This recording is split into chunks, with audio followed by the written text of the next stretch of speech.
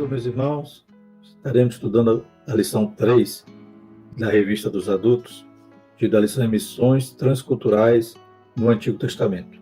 O tema trimestre é Até os Confins da Terra, pregando o Evangelho a todos os povos até a volta de Cristo. Revista comentada pelo pastor Wagner Gabi, da Assembleia de Deus de Curitiba. Glórias a Deus. Hoje estamos com a satisfação de estar fazendo essa aula, transmitindo essa aula com o nosso amado irmão Evandro Caldeira. Paz do Senhor, meu irmão. Amém, meu querido, a paz do Senhor. Estamos aqui mais uma vez, presente para fazer mais uma dobradinha, né, irmão Fernando? Amém, graças a Deus, Estava com saudade. Glória a Deus. A gente também fica, glória a Deus. Amém. Então, a lição, continuando o tema falando sobre missões, o trimestre todo está falando sobre missões, e estamos ainda no Antigo Testamento. Estamos contemplando que no Antigo Testamento Deus já se revelava nesse Deus missionário, era o seu propósito, o seu plano.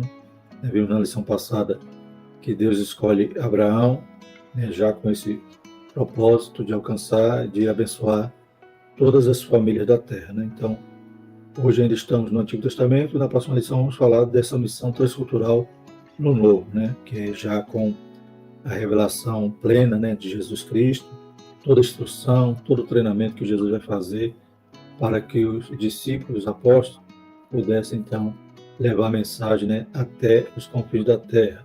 Glórias a Deus. Mas vamos continuar no Antigo Testamento e fazendo esse recorte, percebendo que Deus sempre estava buscando não só Israel, mas Israel era para ser a fonte, para irradiar a palavra de Deus, o reino de Deus, para que as nações tivessem sede e viessem buscar o Senhor. Porém, infelizmente, Israel falha no meio dessa missão, nesse percurso, e a gente vai ver aqui na lição algumas falhas que impediram deles realmente desempenhar esse papel que Deus esperava dele.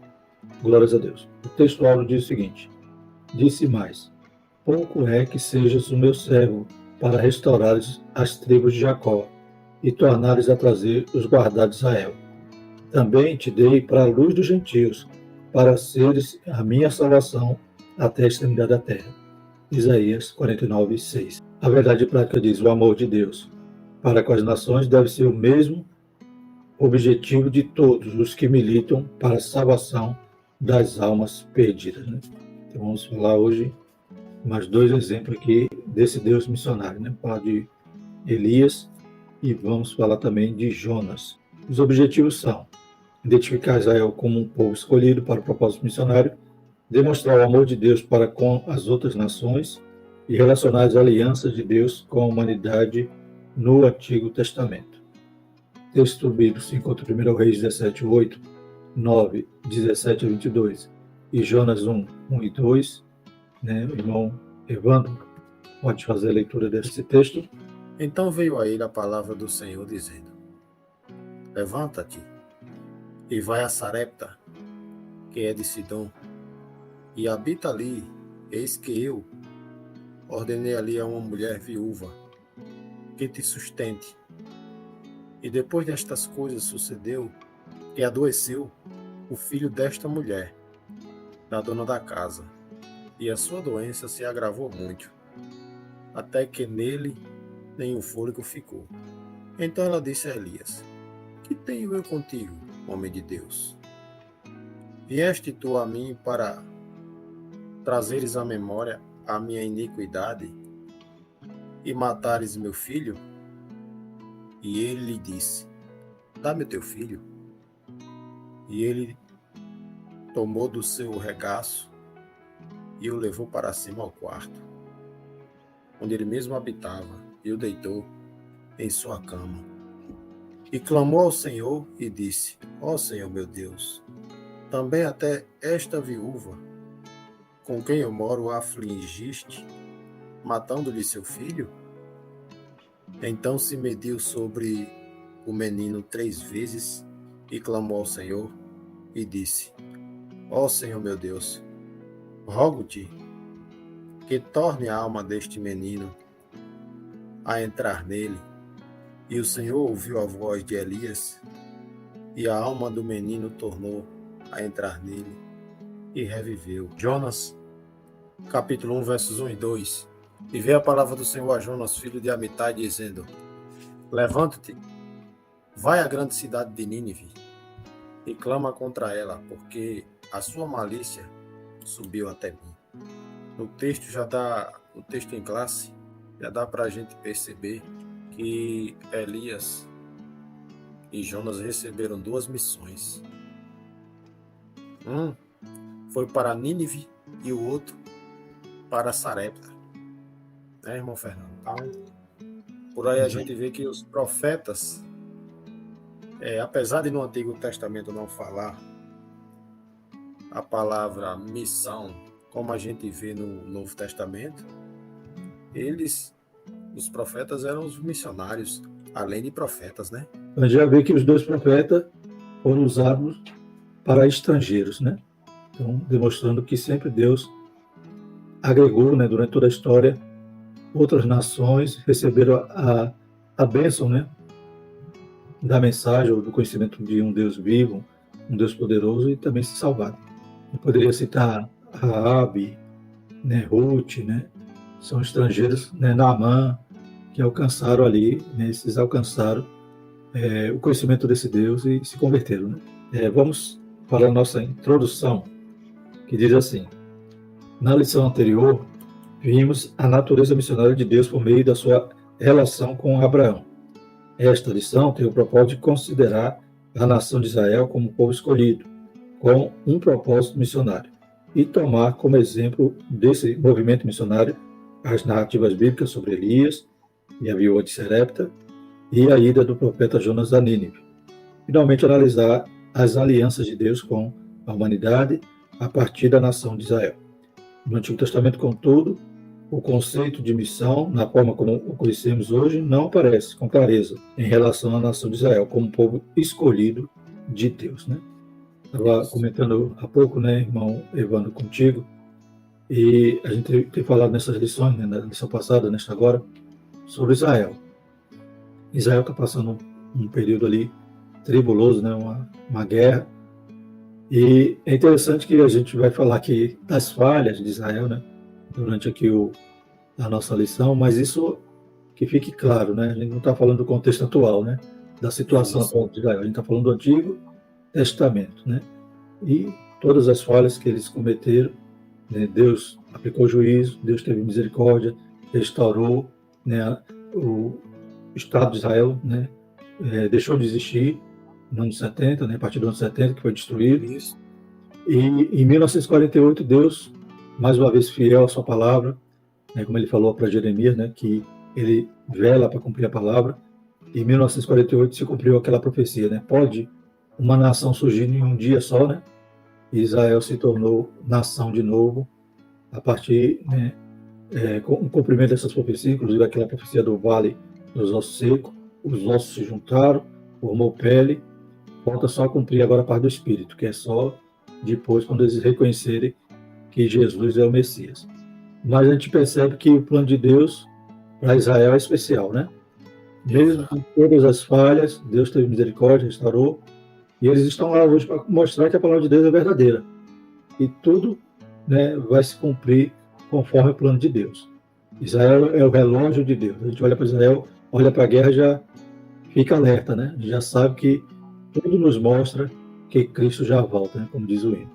Então, a gente, só para ficar claro, a gente vai citar aqui falhas, problemas de Israel, e isso naquele período, né? Durante o Antigo Testamento, durante esse momento que eles tinham essa função especial de ser povo missionário, né? A nação escolhida. Então, que ninguém venha fazer algum recorte na nossa fala hoje, né, irmão Evandro? E colocar, dizendo que a gente é contra Israel. Não. Aqui a gente está citando, né, a Bíblia no Antigo Testamento, né? Ninguém venha fazer um anacronismo, né? Pegar uma profecia do Antigo Testamento e dizer que está acontecendo hoje, né? Hoje Israel é outro contexto, né? Estamos na dispensação da igreja, aguardando o arrebatamento, a Deus, depois do arrebatamento, tratar com o mundo e com Israel, né? Então, para que ninguém tire do contexto nossas falas, vamos falar sobre o Israel do Antigo Testamento. Durante toda a história bíblica, registrado especificamente nos livros históricos, Deus sempre protegeu Israel. Sim. Sempre passou o tempo todo protegendo Israel. Em nenhum momento Deus abandonou Israel por um todo. Porque desde o princípio, desde o livro de Gênesis até Apocalipse, que Israel é a nação protegida. Deus tem plano para aquela nação, né? Hoje eles estão em stand-by, né? Estão suspensos lá em relação a essa missão, né? Hoje foi transferido para a igreja de ser a agência missionária, de ser aqueles portadores do evangelho, né? Do reino. Mas Deus ainda tem planos para eles. Por isso que eles não se acabaram. Por isso, a única nação antiga que continua até hoje. É interessante que Deus continua usando nações, né? Isso. Para proteger. Nos dias atuais, Deus está usando nações para proteger Israel.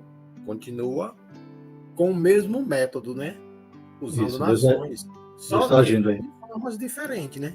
É interessante que na modernidade também Deus deu grandes livramentos, assim, vitórias em guerras que várias nações contra ele, né? A Jordânia, Egito, o Irã, e várias guerras, né? Guerra da Independência, Guerra dos 6 Dias, e Deus deu vitórias assim sobrenaturais. Teve uma guerra, por exemplo, que eles estavam com 6 aviões formados de sucatas. Pegaram um pedaço daqui, pedaço dali, formaram 6 aviões e venceram guerra contra países que tinham, né, uma armada gigantesca. Eles com poucos tanques venciam guerra. Imagine hoje, com a tecnologia que tem e com as nações que estão apoiando, né? Irmão Fernando, dos dias atuais, Israel dos dias atuais tem uma tecnologia, apesar de ser um país pequenininho, tem uma tecnologia bem avançada em termos de material bélico, né? Isso. Vamos lá, vamos sair do atual e vamos voltar para o Antigo Testamento, né? Isso, vamos lá. Primeiro tópico, Israel é um povo escolhido para um propósito missionário. Irmão Evandro, primeiro subtópico, plano de Deus. Plano de Deus. O Senhor nosso Deus planejou, desde os tempos antigos, que o testemunho de Jesus Cristo fosse proclamado a todos os habitantes da terra.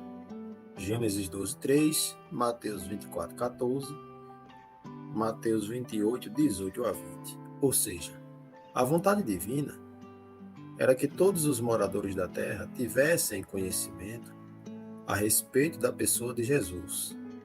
Nesse sentido, o meio planejado por Deus para o mundo conhecer o seu Filho passava por uma nação. O Pai chamou a nação de Israel para ser um povo missionário. Dessa forma, os israelitas deveriam ser testemunha de Deus. Isaías 42:5-7, 43, versos 10 ao 13. Analisando o contexto do qual a gente começou a mencionar, a gente vê em Isaías 42 que o Senhor prometeu ajudar o servo em sua missão. O que Deus pode fazer, porque Ele é o Criador. Ele criou os imensos céus e a terra e a vida neles, incluindo o homem, dando-lhe fôlego. Falando a seu servo, Deus garantiu que ele havia sido chamado para cumprir sua vontade.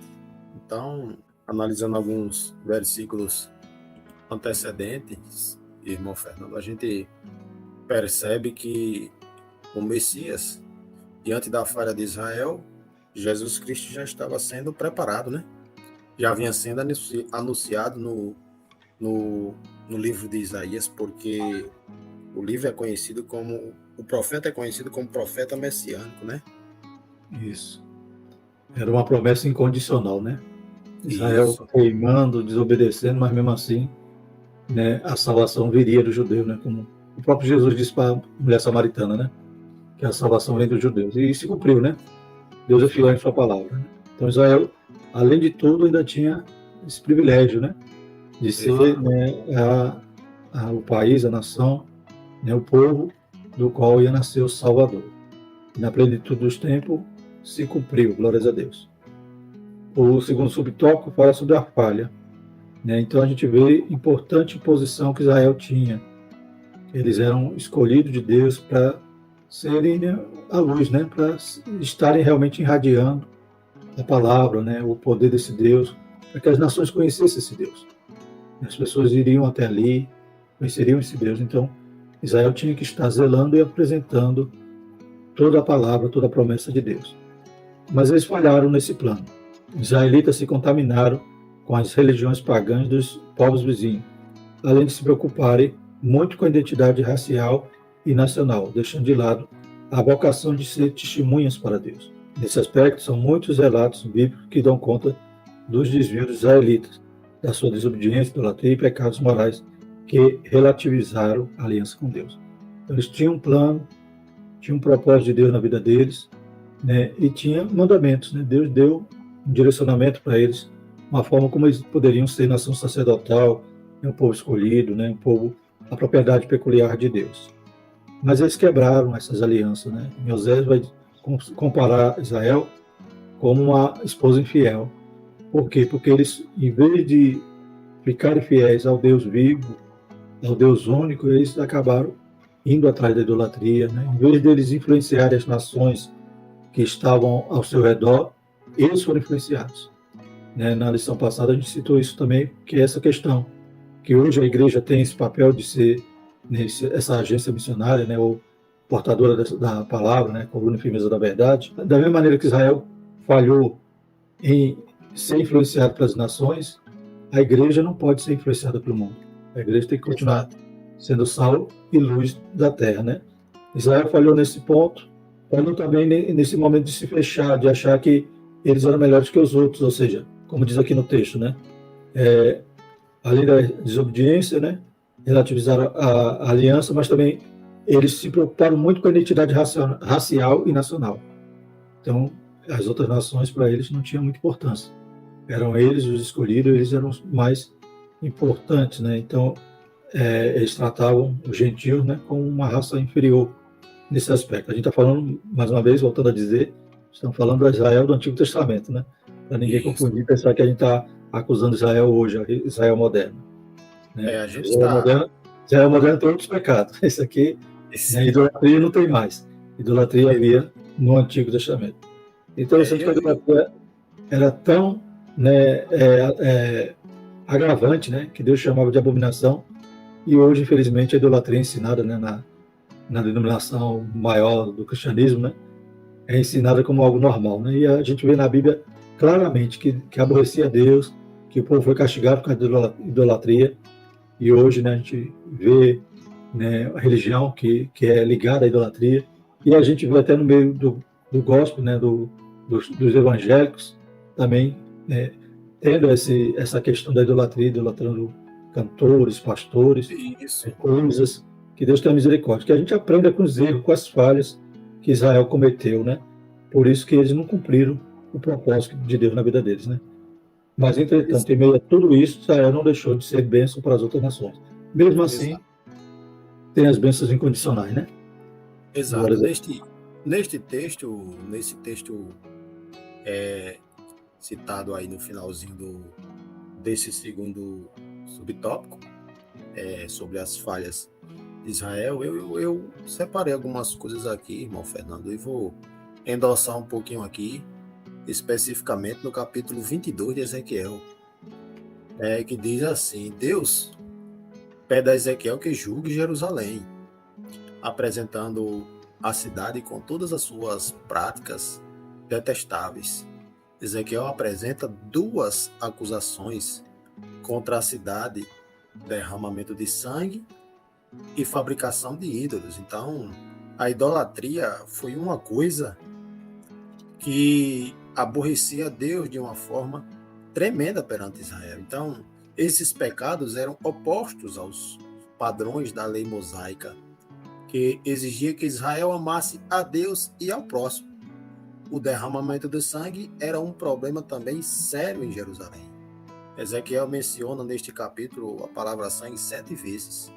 Então, nesta mensagem, especificamente neste capítulo 22, a violência extrema da cidade, Deus lembra ao povo que a vida é sagrada e que eles estão violando um dos mandamentos mais importantes da lei. Então, Além disso, a fabricação dos ídolos e outras acusações graves, em vez de amar a Deus, Jerusalém se voltou para a idolatria, adorando objetos. Então isso aborrecia a Deus, irmão Fernando, e acabava não só trazendo problemas para eles, como também para todas as pessoas que estavam debaixo da lei. Então, a desobediência a Deus levava à destruição, o derramamento de sangue, junto com a idolatria, graves violências da lei de Deus, né, traziam consequências, a prostituição, outros pecados como a injustiça social, a apostasia, a idolatria, a imoralidade, a ganância. O pecado raiz por trás de todos esses era o esquecimento de Deus. Então eles se apegavam a essas coisas e acabavam esquecendo que Deus era quem deveria ser o único a ser adorado. Então o povo era injusto com os mais fracos e os vulneráveis da sociedade, incluindo os estrangeiros, órfãos e viúvas. Eles exploravam os pobres e vulneráveis para obter ganho pessoal, entendeu? A apostasia era outra acusação grave. Em vez de se manterem fiéis a Deus, muitos em Israel se afastariam dele. Hoje não é diferente. Então, hoje no contexto igreja, né? Isso a igreja que hoje está caindo nessas mesmas falhas, né? Isso, por isso que é importante verificar as escrituras. Não apegar-se somente ao que você está ouvindo. Você tem que verificar as escrituras, porque no Antigo Testamento tem muita coisa que está sendo vivenciada nos dias atuais. Muita coisa mesmo. E tudo isso aqui, ganância, todos esses pecados que eu citei aqui, a gente tem na atualidade. As pessoas estão preocupadas com dinheiro, com o melhor emprego, com a melhor casa, o melhor carro, mas não estão preocupados com as almas. Estão deixando um pouco de lado as almas, que é mais importante. Ou seja, estão juntando tesouros. Muitos líderes trazem pessoas com melhores condições, melhores status, que não querem compromisso com Deus, querem apenas estar ali no púlpito, e esquece muitos que estão ali no banco, muitas ovelhas ali cheias, transbordando da unção do Espírito Santo, preparadas ali, que Deus não chamou ninguém para ficar no banco. Todos que estão dentro da igreja têm um compromisso, não somente de pregar o evangelho, mas de ir por todo o mundo e fazer discípulos. Então, o que está faltando nos dias atuais é pessoas com disponibilidade para isso, para vir para a linha de frente. É verdade. Mais um aprendizado que a gente pode ter nessa questão da falha de Israel, como a gente vê que parte da idolatria, né? O que quer dizer também a idolatria? Falta de temor a Deus. Exato. A falta de temor a Deus vai gerar todos esses outros pecados, né? Então, é uma porta para tudo. Para a violência, para a injustiça, para a corrupção, para a imoralidade. Então, se não tem a Deus, vive de qualquer jeito, né? De aparência, vive enganando os outros. Então, Israel, se tivesse sido fiel nesse ponto, não se influenciado pelas nações, né? Eles continuariam no temor. E uma vez no temor, você quer agradar a Deus, quer ser santo. E não quer, né, de forma alguma, ter alguma vantagem nessa vida, né? Você está granjeando, está juntando tesouro para o céu, e não para essa vida. Mas a falta de temor abre a porta para todos os outros pecados. Mas mesmo assim, Deus ainda é misericordioso, Deus abençoou, né? Deus poupou. É claro que tudo isso que a gente viu em Israel, que hoje se repete na atualidade na igreja, que hoje nós estamos tendo essas incumbências que Deus nos deu e a gente está muitas das vezes negligenciando, todas essas falhas de Israel foram, Deus aplicou o juízo, né? Porque Deus não é menino, né? Deus não é um homem, né, para que minta, nem um filho do homem para que se arrependa. Deus fala e Deus cumpre. Então eles passaram por cativeiro, por causa, né? Inclusive o texto que você leu de Ezequiel, Ezequiel já é o momento dentro do cativeiro, né? Ezequiel está citando ali a causa da consequência que eles estavam vivendo naquele momento de cativeiro. Então Deus aplicou juízo. As e profecias de ainda tem Ezequiel misericórdia. são mais de 600 anos, né, irmão Fernando? Antes de Cristo. É. Isaías parece que é 700 anos, né? 700 anos quando a gente bota mais Mais 2000. 2023, hein, irmão Fernando? É. Então a gente tem que olhar para as falhas e não cair nos mesmos erros, né? Hoje, Exatamente. porque hoje nós temos, né, essa incumbência. Nós não somos Israel. Israel é Israel, Deus tem plano, tem aliança com eles. Nós somos igreja. Mas a igreja tem responsabilidade semelhante a que Israel tinha e tem que andar, né, verdadeiramente pelo caminho correto, né? Tem que fazer a obra de Deus, né, de forma sincera e santa. Glórias a Deus. O terceiro subtópico é a contribuição de Israel para o mundo. Pode ler, irmão Ivone. Posso sim. Apesar de suas falhas, Deus tornou Israel uma bênção para as nações. Por exemplo, os judeus receberam e preservaram o Antigo Testamento, ou traduziram em grego, a língua mais usada naquele período.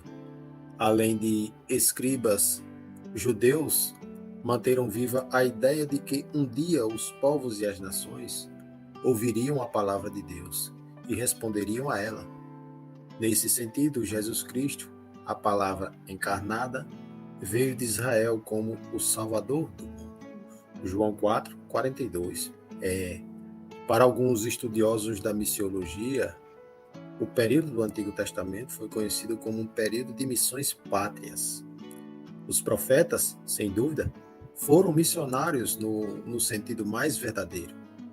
Apesar de que houve convertidos entre os antigos hebreus, principalmente entre estrangeiros que, por várias razões, tinham fixado residência nos territórios ocupados por Israel, incluindo cativos de guerra e habitantes de territórios conquistados.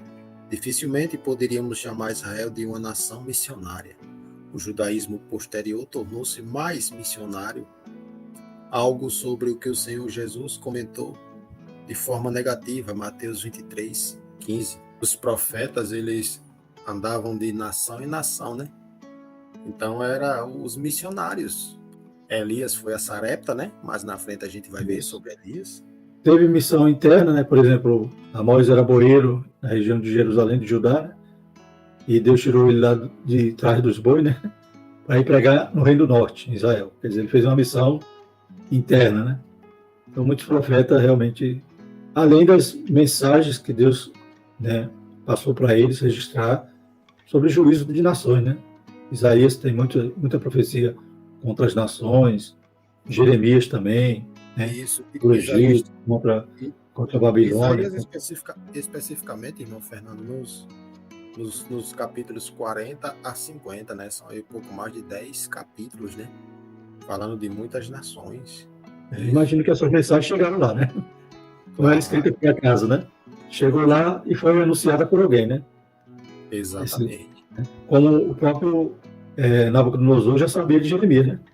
Ele lá na Babilônia já mandou um recado, ó, chegue lá, vai ter um profeta chamado Jeremias, se ele quiser ficar, deixe, se ele quiser vir para cá, traga ele e vai ser bem tratado. Porque já conhecia a mensagem, né? Então essas mensagens que os profetas registraram, claramente deve ter chegado nas nações, né? Com certeza. Muitas nações. Era juízo, né? Se arrependesse, escapava, né? Mas, infelizmente, não obedeciam, né? E o segundo tópico é o amor de Deus para com as outras nações, né? O primeiro subtópico é os olhos de Deus sobre todos os povos. Johannes Blau, erudito em missiologia, que escreveu sobre os fundamentos do Antigo Testamento para missões, afirma que desde o início Deus mantinha seus olhos em todas as nações e povos. Podemos perceber isso nos capítulos 40 a 55 do livro de profeta Isaías, e na ida do profeta Elias, Sarepta, e no livro do profeta Jonas. No livro profético encontramos profecias de restauração, incluindo um dia futuro, no qual as nações estarão entre os redimidos, né? Então, Isaías fala muito também sobre o milênio, né? E a gente vê as nações que vão subir a Sião, né? Que de lá virá a lei. Então, as nações ali sendo abençoadas. Portanto, a preocupação de Deus para com as nações é clara no Antigo Testamento, né? Então, mais ou menos o que a gente já falou sobre os profetas, né? De mandar essas mensagens, né? Às nações, né? Porque Deus queria salvar. É interessante essa passagem que a gente vai ver daqui a pouco de Jonas, que diz, Jonas, vai lá e pregue contra. É interessante, né? Hoje a gente às vezes quer pregar a favor, não quer pregar contra ninguém, né? Mas a Exato. gente tem que pregar contra, que quer dizer o quê? Tem que confrontar o pecado, né? Tem, a Pregar a gente tem. favor é você dizer, não, venha como está, fique como está, Deus quer de qualquer jeito, Deus só quer o coração. Mas Isso, pregar contra é realmente mostrar que se não se converter, né, o salário do pecado é morte, né? E o caminho que está escolhendo em vida é passar a eternidade no inferno. Então, tem que ser a mensagem clara, né? Não pode ser a favor, tem que ser contra mesmo. endossando esse tópico, eu separei algumas coisas aqui, irmão Fernando, que Deus, ele é Senhor do mundo todo. Senhor de Israel de maneira especial, por uma graça especial, sem mérito nenhum da parte de Israel. Mas a escolha de Israel não excluiu a soberania de Deus sobre todos os outros povos do mundo.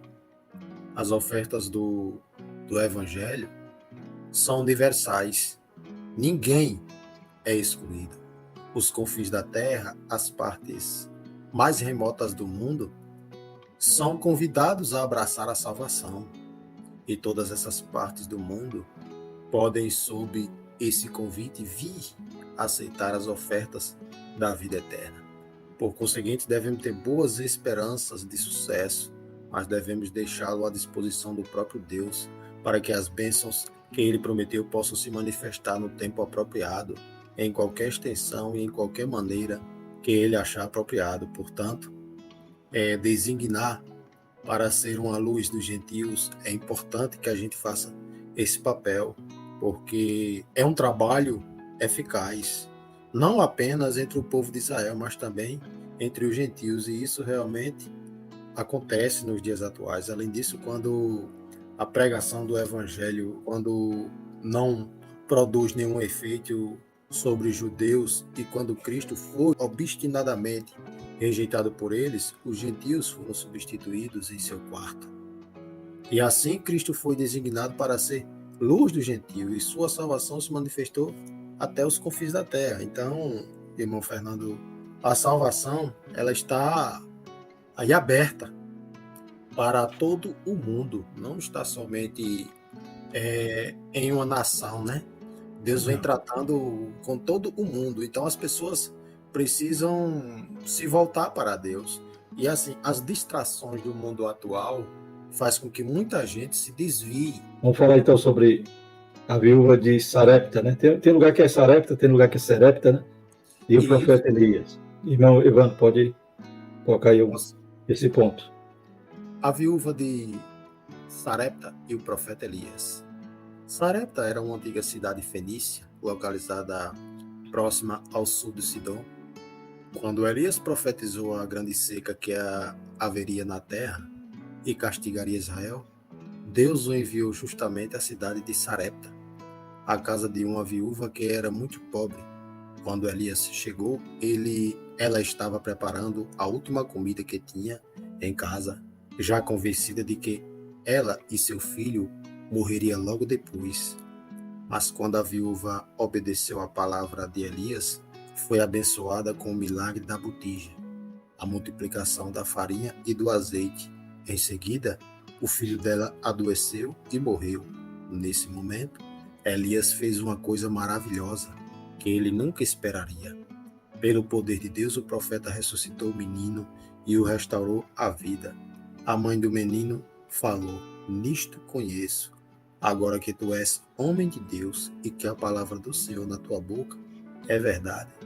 1 Reis 17, 24. Dessa forma, Deus se tornou conhecido de uma estrangeira. O Senhor enviou justamente o profeta Elias à cidade de Sarepta, na casa de uma viúva. Então, como ela era muito pobre, né? Quando Elias chegou, que ela estava preparando a comida, a única que tinha casa, já pronta para comer com o filho e, por conseguinte, morrer. Todavia, quando a viúva obedeceu a palavra de Elias, ela foi abençoada com o milagre da botija. Aí veio a multiplicação do azeite, né, irmão Fernando, com comida suficiente para comer muitos dias. Mesmo assim, o filho adoeceu e morreu. Elias, porém, fez a coisa maravilhosa que ela não esperava, né? Pelo poder de Deus, o menino restaurou a vida. Isso é uma das passagens mais notáveis na Bíblia, sabe? Que enquanto a princesa de Sidom negava as evidências e tentava acabar com a fé do povo de Israel, uma mulher pobre e humilde, cidadã do mesmo país, converteu-se a Deus e foi ricamente abençoada, enquanto a princesa Jezabel morreu e foi comida por cães, registrado em 2 Reis 9, 30 a 37. Por isso que Deus se tornou conhecido de uma estrangeira. Então, irmão Fernando, essa passagem é uma das mais notáveis da Bíblia, né? Onde tanto a passagem da viúva como a passagem de Jezabel. As pessoas não lembram muito de Jezabel, que matou muito profeta, né? E Deus fez isso. Deus foi quem fez isso. E foi uma coisa absurdamente, para a gente ver como Deus é. Deus é um Deus misericordioso. Mas quando alguém provoca a ira de Deus, ele não deixou nenhum rastro. Ele é justiça também, né? Isso. Ele é amor, mas é justiça. Isso, minha Esse esposa. texto da viúva também está lá em Lucas também. Jesus falou sobre isso, né? Lucas 4, versículo 25 diz assim: na verdade vos digo que muitas viúvas havia em Israel no tempo de Elias, quando o céu se fechou por 3 anos e 6 meses, reinando grande fome em toda a terra.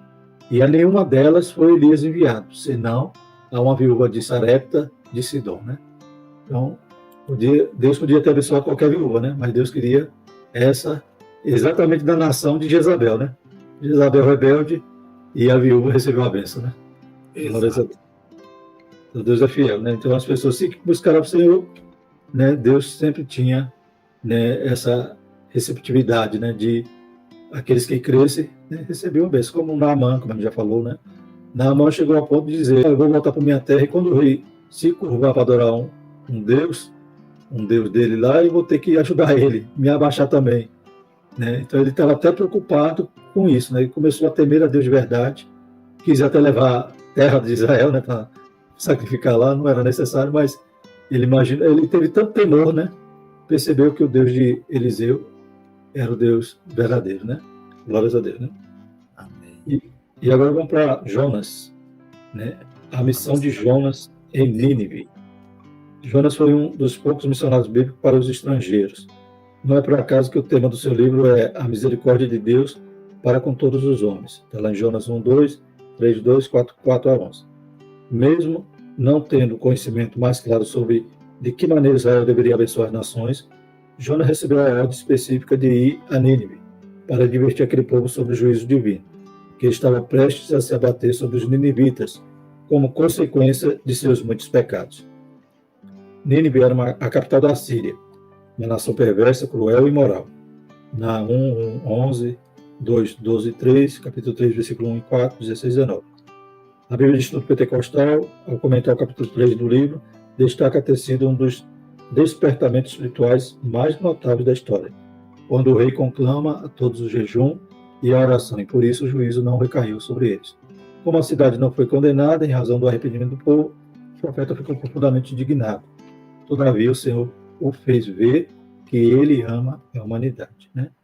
É interessante que na mensagem não havia nenhuma prescrição dizendo, ó, se arrependa que Deus vai salvar. Não, Deus dizendo, dentro de tantos dias, Nínive será submetido. Aí a gente vê que o rei, então, ele, né, se humilha, se arrepende, né, ele coloca aquele jejum para toda a nação, e ele tem, né, no seu sentimento dizendo, quem sabe, né, porventura Deus tenha misericórdia de nós, né? Então não foi o profeta que anunciou isso, ele que sentiu que se ele se humilhasse, talvez Deus ia perdoar, e Deus perdoou, né?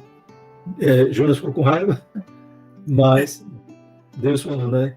E Jonas teve dó da boboreira, né, que cresceu, aí Deus mandou o bichinho, secou, tirou a sombra lá de Jonas, queimou a careca dele. E se ele ficou preocupado e com dó de uma boboreira, Aí Deus disse, eu não vou ter dó de 120 mil, né? Que não sabe nem discernir da esquerda para a direita. Então, Exato. Deus mostrava através de Jonas que Deus é o Deus que quer salvar todas as nações. Bastava elas se arrependerem, né? Bastava Pelo fato, elas pelo, conhecerem o Deus de Israel. pelo fato de serem inimigos de Israel, o profeta Jonas pensava que os habitantes de lá não eram merecedores e alvos Isso. das misericórdias de Deus, razão porque ele esperava que a cidade fosse condenada. Então, ele desviou-se, né? Não queria nem ir. Desviou-se. No capítulo 1, descreve a chamada dele. E a sua desobediência inicial redundou no castigo divino com ele. Isso. Já no capítulo 2, né, revela a oração feita do ventre do grande peixe, quando ele agradece ao Senhor Deus por ter lhe poupado a vida. E é onde entra a misericórdia, né?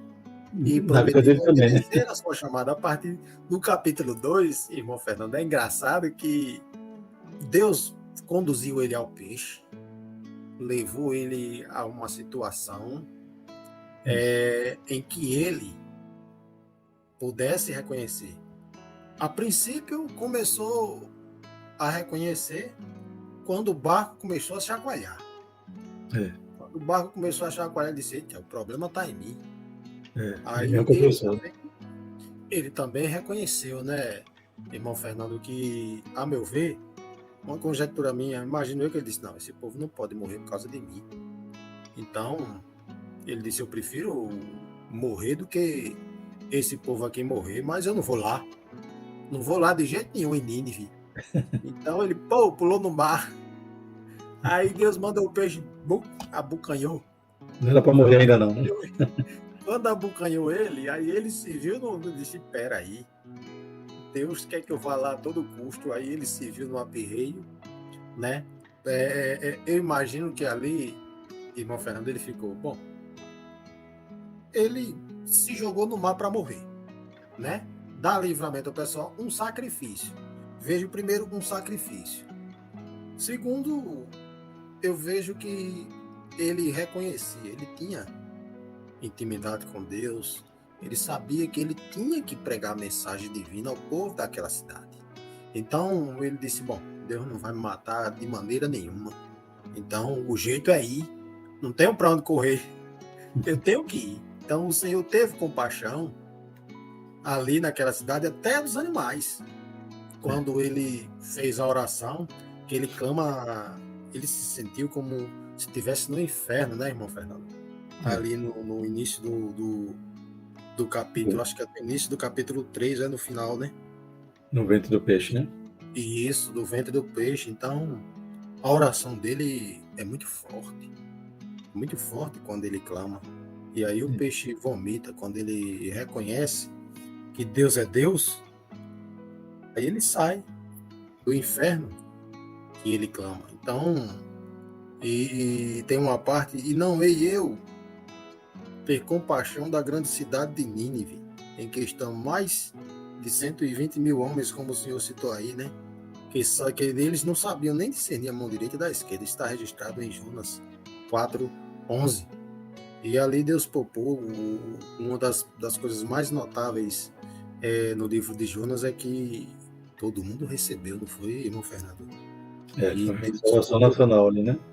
Deus poupou todas as vidas. Então, esses dois exemplos mostram esse Deus que queria alcançar todas as nações, né? Ali gera um vislumbre, né? Claro que isso fica bem claro no Novo Testamento. O próprio Jesus deixa isso claro, que é para ir até os confins da terra.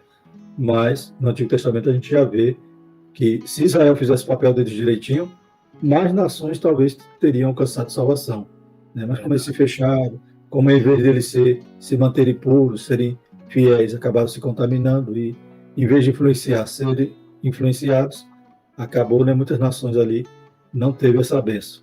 Mas mesmo assim, Deus ainda abençoou, usou eles para guardar o Antigo Testamento, né, para, como a gente já leu aqui, traduzir para o grego, né, Septuaginta. Então, a palavra alcançou outras nações, mesmo eles não querendo levar a Deus é fiel, né? A palavra dele é viva e eficaz. E a palavra viajou, né? Passou para as nações e alcançou, né? E hoje, é claro que em Jesus, né, a partir do Novo Testamento, dessa nova aliança, a gente tem claramente a missão para cumprir e não podemos cair nas falhas que Israel caiu, né, cometer as mesmas falhas. E aí o terceiro tópico fala sobre aliança, né, coisa importante, né, aliança entre Deus e a humanidade no Antigo Testamento. Então, essas alianças, né, são fiéis da parte de Deus. Deus não quebra. Os homens quebram, mas Deus ainda é misericordioso. Se a gente for lembrar de aliança, a gente vai lembrar a aliança de Abraão, né? Deus ainda vai cumprir essa aliança, vai salvar aquela nação, né? Depois da tribulação. Então, tem a aliança de Noé, a aliança de mosaica e a davídica, né? Então, são alianças que Deus jamais vai quebrar, né? De Davi, exato.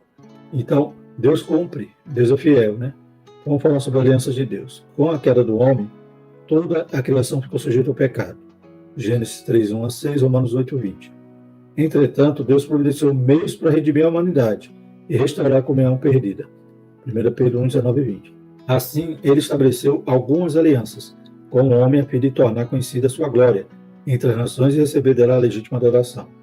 Por isso, há na Bíblia alianças denominadas condicionais e incondicionais entre Deus e a humanidade. Então, tem alianças que dependem do homem fazer sua parte para galgar, né, aquela bênção. Isso. E tem outras alianças que são incondicionais. Ainda que o homem seja infiel, Deus permanece fiel. Deus vai cumprir, como a gente já falou aqui, por exemplo, Davídica. Davi foi fiel, o povo de Israel foi fiel, mas Deus fez uma aliança com ele que ia dele, da sua descendência, suscitar um rei, cujo qual, né, o reino nunca vai passar, que é o Senhor Jesus. Então Deus cumpriu, mesmo com toda a rebeldia e desobediência do povo. Então vamos para o segundo subtópico, irmão Evandro, aliança incondicional e condicional. Para a gente passar para o segundo subtópico, eu vou ler aqui o significado de aliança. Aliança em hebraico é determinada pelo termo perik karat, que significa fazer, literalmente cortar ou lapidar uma aliança. Em grego, o termo é diatek, que pode significar tanto pacto como último desejo e testemunho. E o verbo é diatitakemi, escritos nos livros de Atos 3:25, Hebreus 8:10, Hebreus 9:16 e Hebreus 10:16. Então, para a gente ter uma noção do que é aliança, né, que Deus não quebra a aliança. Quando Deus faz uma aliança com um povo, ele não quebra. Eu costumo dizer, irmão Fernando, que quem quebra a aliança somos nós. Isso. Deus não quebra aliança com ninguém. Quando Deus faz uma aliança com alguém, ele faz uma aliança perpétua. Exato. Essa aliança ela vai vir cheia de obstáculos, mas Deus vai estar conosco. Então, muita gente quebra essa aliança. Então, partindo para o segundo subtópico a gente vai falar sobre a aliança incondicional e condicional.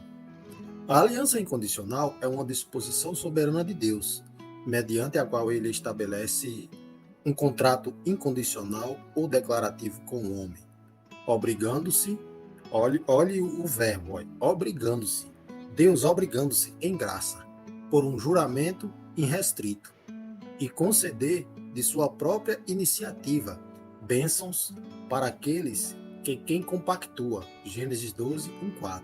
A aliança condicional é uma proposta de Deus em que, num contrato condicional e mútuo com o ser humano, segundo condições pré-estabelecidas, ele promete conceder bênçãos especiais ao indivíduo, desde que este cumpra perfeitamente certas condições. Uma aliança é um acordo entre duas ou mais pessoas, em que 4 elementos estão presentes: partes, condições, resultados e garantias.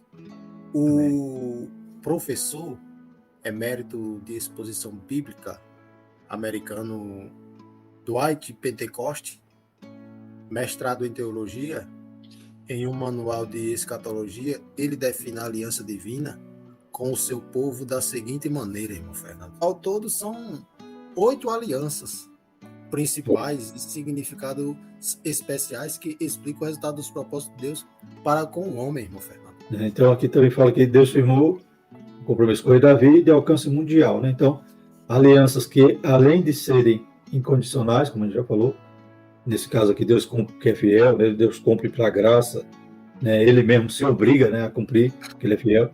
A gente vê que são alianças que têm esse abrangência, né? O mundo todo, né? Então, não é uma aliança que só ia beneficiar Davi, né? O Não, nascimento de Jesus é uma aliança né, que ia abençoar toda a humanidade. Mesma coisa com Noé, né? Ele estava fazendo aliança com o mundo todo ali, né? Abraão também, né? Que nele seriam benditas todas as famílias da terra. as alianças que esse escritor deixa aqui, ele fala da primeira aliança, a aliança edênica, Gênesis 2, 16, 17, que condiciona a vida do homem na inocência. A aliança adâmica, que condiciona o homem caído e dá a promessa de um redentor.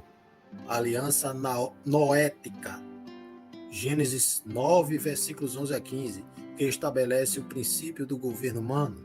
A aliança abraâmica, Gênesis 12, versos 1 a 3, que inaugura a nação de Israel e confirma com acréscimos específicos a promessa adâmica da redenção. Quinta aliança mosaica, Êxodo 19, versos 5 e 6, que condena a todos os homens, pois todos pecaram, Romanos 3, 23 e 5, 12. Sexta aliança, aliança palestiniana, Deuteronômio 3, versículos 1 a 3, que garante a restauração final e a conversão de Israel.